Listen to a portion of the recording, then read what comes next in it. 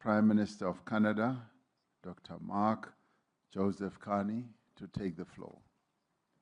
Thank you, Chair. I will try to follow the Australian example. Let me start. This session is on resilience, and I want to join others who pointed out in the first session the fragility of armed conflict, condemning the Russia's illegal, unjustified, and barbaric invasion of Ukraine, the appalling conflict in Sudan, and our support for all efforts that can lead to just and lasting peace.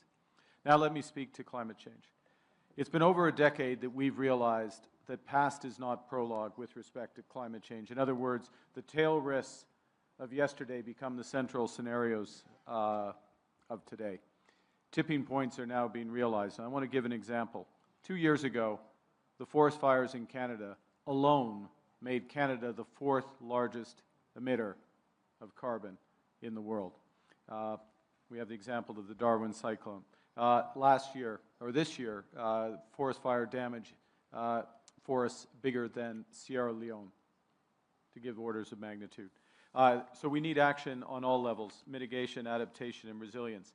International collaboration is crucial. I want to thank our hosts, South Africa, Mexico, and others who sent firefighters to Canada to help fight the fires. Coordination through early warning systems.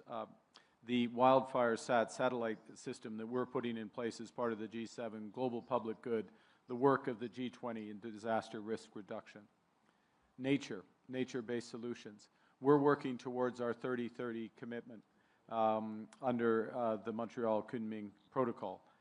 I want to support the tropical forest financing facility of Brazil's COP, as well as the broader effort, and congratulate them on that.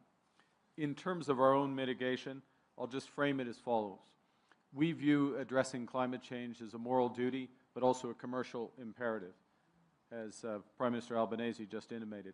So our strategy on reducing emissions is a climate competitiveness strategy because it will make our businesses stronger.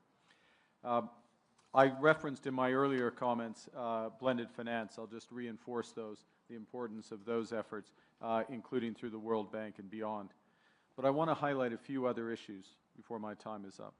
First, the importance of high-integrity, standardized carbon markets that have the potential to shift capital flows to those most affected by climate change, including being integrated with JETPs, such as the JETP here, changing the incentives and the financial calculations to decarbonize.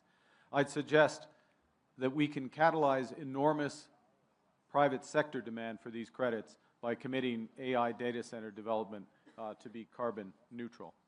We need a price on carbon. I salute my neighbor, the European Union,